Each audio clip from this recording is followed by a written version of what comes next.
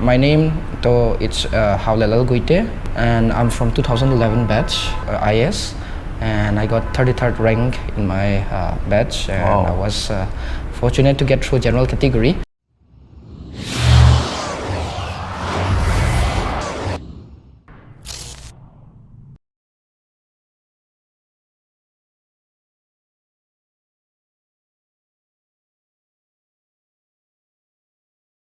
Schedule, so I had to adjust. It's fine. Sit. Okay. Hello friends. Today we have DC Noney, Shri Haulianlal Guite. He's a young IAS officer, and very lucky that I've got a time to get to him. In fact, I'm also very thankful to him that he's got some spare time for me, because he came for a meeting and right now we are together. Super kind of you, sir. Yeah. So I'll just call you Lal. Okay. So Lal, I mean, a lot of people are interested in knowing many things about you, as well as a DC, what is the role at all. So could you just tell us your name, which batch you are, and like which all have you been posted? Okay. Thank you for this opportunity, sir. It's a real privilege for me to give some words of motivation, encouragement, and understanding about the role of civil servants in the administration of the country. My name it's Haulianlal Guite, you have said it, and I'm from 2011 batch IAS, and I got 33rd rank in my batch, and I was fortunate to get through general category. Although because I got through general category, because of some allocation rules, I could not get my first preference, and I ended up landing in Rajasthan cadre. So since there was no outsider vacancy for my first preference for general category students at that time. Okay. So had I got into ST category 2, I would have gotten my preference. Oh, what a luck. And I don't know if it's luck or destiny. So I'm from Rajasthan cadre, basically, although I'm from Churachandpur, Manipur. And for the first 9 years of my service, I had stayed in Rajasthan, worked in several capacities. My first posting was as SD of Jaipur and Mount Abu, and just before I came back to Manipur on home deputation, I was posted as Managing Director of Rajasthan Tourism. And after coming here to Manipur, I had been posted as CEO of State Health Agency, alongside additional secretary in various departments of the government, like water resources, minor irrigation, and labor employment, and RD and PR, before I got posted in Noney. And Noney, as Deputy Commissioner, I have been serving since November last year. Okay. So now that means you started serving in Noney from November. Yes. And the second wave of the pandemic was still on, right? It was still the third wave, or yes, you can say the third maybe wave. The third wave, yes. And in its transition period. It was in the transition period. So, that's nice to hear. And since you have come back to the state and you have been given the opportunity to serve in the district, how is Noney district? Because it's a new district also, I can understand a lot of challenges. How do you feel, and what's it like? So administratively speaking, there are lots of challenges. One is lack of office spaces also. That is a big deal. And second is the staffing as well. So the DC office itself, currently I do not have any SDC. And ADC is there, but the ADC, just for the benefit of our audiences, ADC is someone who works in place of the Deputy Commissioner when he is on holiday, when he is on leave, or when he is out of station, or where if he cannot go to a particular meeting because of some other engagement, the ADC is somebody that the DC sends on his behalf. And as DC is a very crucial role in the DC office, who undertakes all the minute administrative matters, but unfortunately right now we do not have SDC, so all the minute administrative details are also handled by the ADC along with the LDC, who is a clerical staff, sir. So the staffing aside, administration aside, though, as far as the place is concerned, the district is not too large. It's about 70 odd villages, and the Climate of Noney is more like Jereban side, Okay. but the place, like the rest of Manipur, is extremely beautiful, and the place is coming up infrastructure-wise because of the coming of railways and next 37 road. That's right. Yes. So can you tell us, like in general, the hierarchical structure in the district, say like from the officer level, from say what is the lowest officer level and right up to DC, and what are their roles briefly? Sir, the three main officers, I should say, in the district level would be the three all India service officers, IAS, IAS who is the Deputy Commissioner, and IPS who is the Superintendent of Police, and IFOS who is the District Forest the Divisional Forest Officer.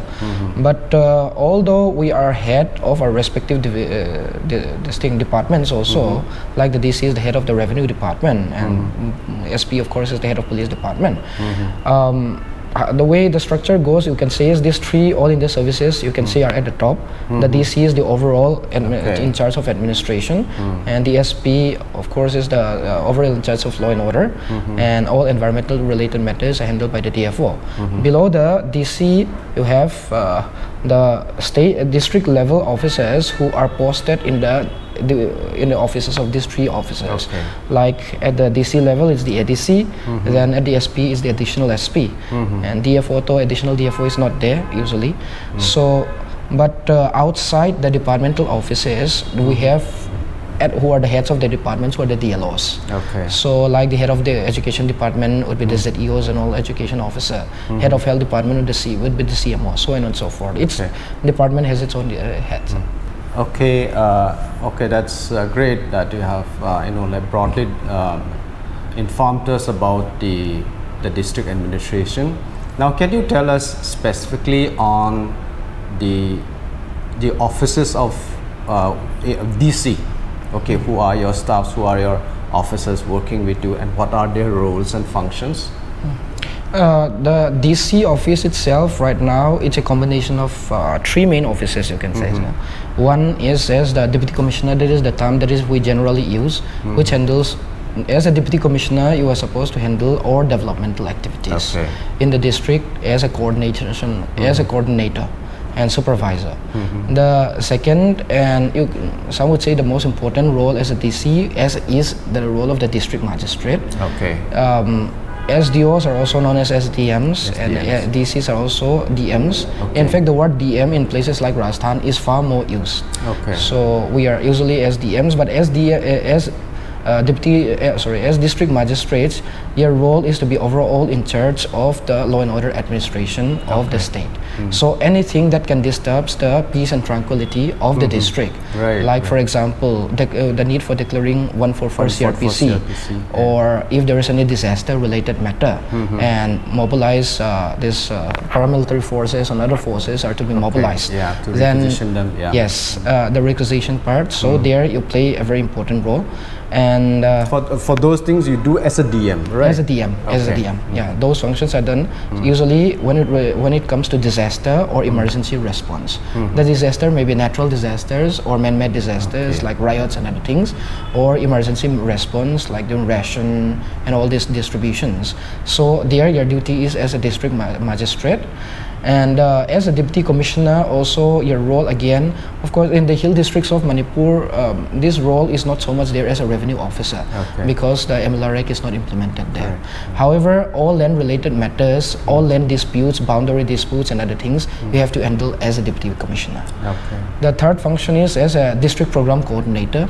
There you mostly handle all rural this job cards, MGNRAGS and PMAYG housing and all the other things. That is the main role of the DC in the district. And then under the DC you have the ADC.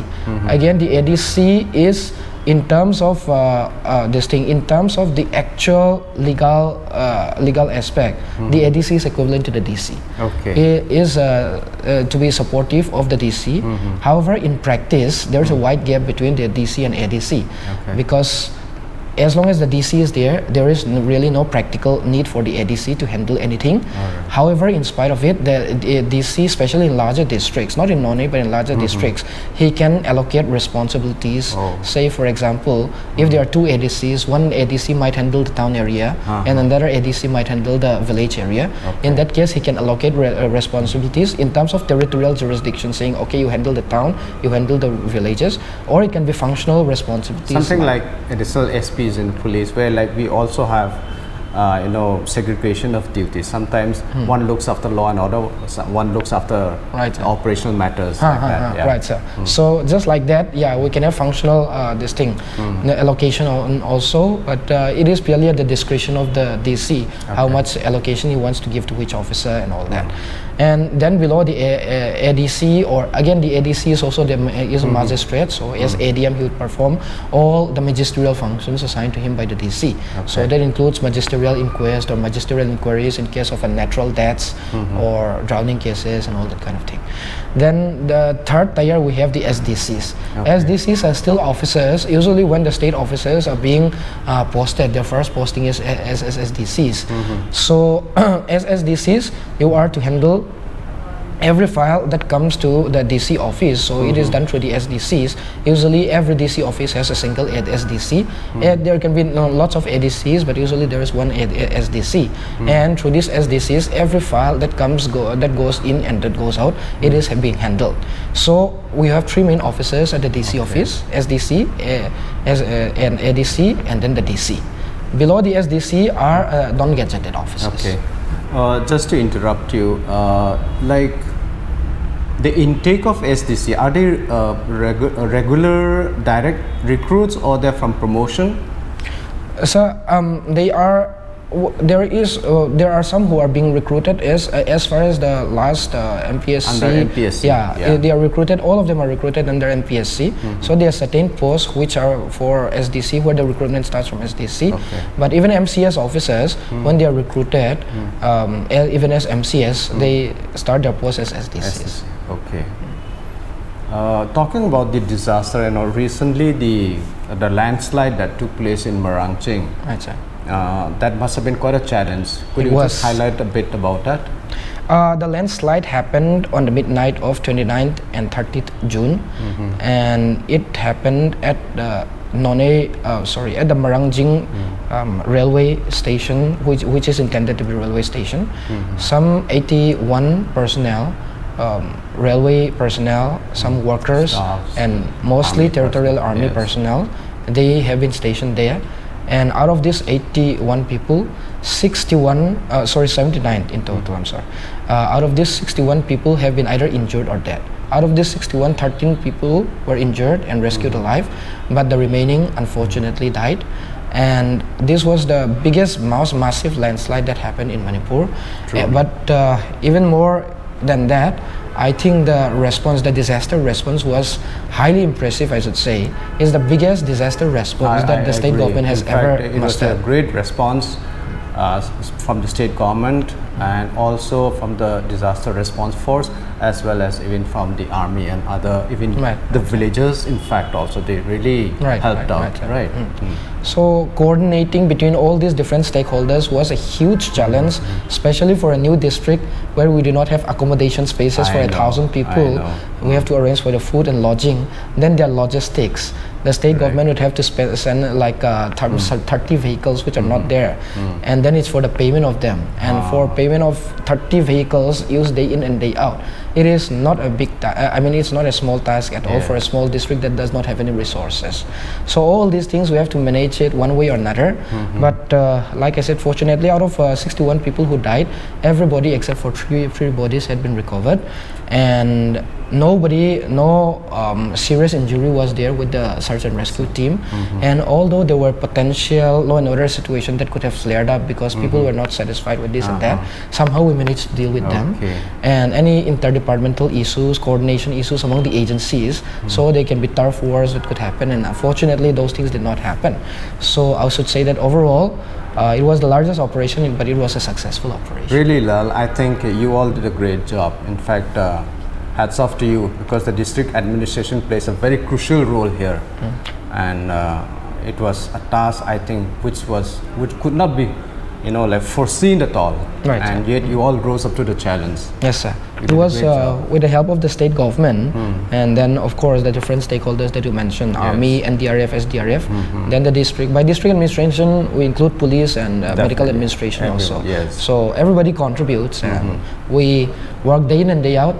We had sleepless nights, especially for the first know. 10 days. But I can imagine. Like I said, God has been kind to us, and we have been able to be successful. Okay, I think we have heard a lot about the administration side, and now let's come to certain specific things. I mean, like, it's really laudable. In fact, my congratulations to you also. I mean, like, you got 33rd rank in the All India of the civil service. And like, could you tell us, because a lot of viewers, a lot of people who subscribe also, they would really like to know, I mean, how tough the civil service is. How do you prepare? How do you get through in this kind of era where like social media is also a big disturbing factor for a lot of aspirants? Can you tell us briefly? So it's been nearly 10 years since I got into the service. The exam has changed a lot since then, but there are certain principles which remain the same, which I would like to focus on. One is the study part. Consistency is extremely important. Absolutely. So civil service is not it is a marathon preparation for it. Even if you prepare very well, you have to be consistent for at least 1.5 years. So it's not a sprint that you can just wake up one night and study for a week and then you get through. It's not like that. The second aspect is that you have to be very interested in reading lots of books. So that does not mean I'm saying this from my personal background. I did not even really wanted to become. It wasn't my dream to be a civil servant. It was my dream to be a writer and a professor and all that. Oh, wow. So from that background, I read lots of books which are not related with civil services. But what In I the realized, graduation, which subject you took? I took philosophy. And in the civil service, what were your optionals? Philosophy and geography. That were my optionals. Yeah, but I did masters in JNU in history again. And before I completed, I got into the service. After that, I continued my masters in sociology. I finished, and right now I'm doing my PhD in political science.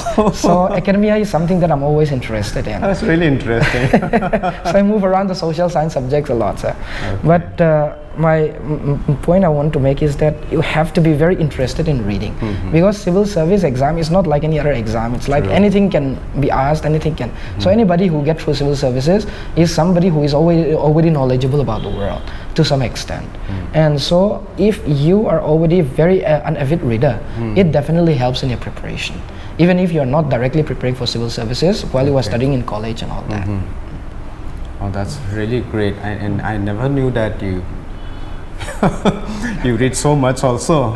Talking about reading books and all, I came across an article saying that you wrote a book, Confessions of a Dying Mind. Could you just highlight us a little bit about that? Is it philosophical, or like why did you write that book? So like I said, my first love is philosophy, and I wanted to be a professor in the academia. I got scholarships from Harvard and Notre Dame University also for studying there. After I finished, I graduated from Stevens College. So while I was in my third year, I got those scholarships and I really wanted to go there. But it was because of my parental pressure, you can say, that I decided to prepare for civil services instead. So, but anyway, I had always been interested in philosophy, so I would like to think that I have lots of original ideas in certain philosophical matters. And even in philosophy, we have lots of branches. One of them is philosophy of religion, that asks the question whether God exists and other things. So I wanted to tackle this question. So my book is an outgrowth of some of my thoughts in this area. And I wrote it when I was the municipal commissioner of Ajmer, and it was a particularly stressful time. And in order to divert my mind, exactly, from administration, I started writing, and I could successfully complete it. I found a very good publisher in Bloomsbury, and so it was a really, what shall I say? It was an intellectual exercise, but it was personally very. I mean, I'm really impressed with the fact that you even had time to write book, apart from being a widely read person.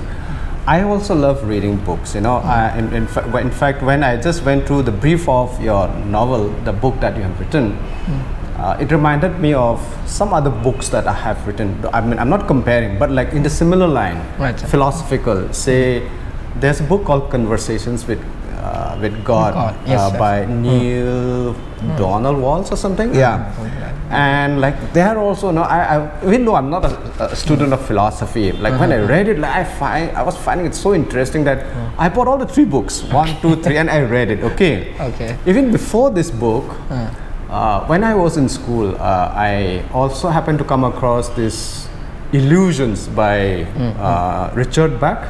Okay, it's also quite philosophical. Okay. So like these things were, you know, like very, very interesting to me.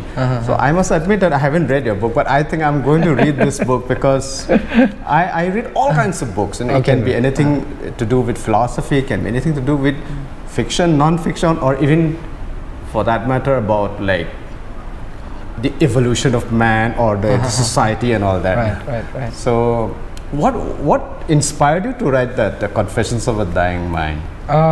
Like I said, I had always wanted to write books, but this particular book, I want to write a philosophical book which is readable by a lay person who do not have a background in philosophy. Important. Yeah. Because philosophy has become such a technical subject now, academic philosophy, that the outside world, so to speak, they are unable to grasp the ideas because there are lots of terminologies and everything. So I wanted to write an idea, a book about philosophy of religion as a novel.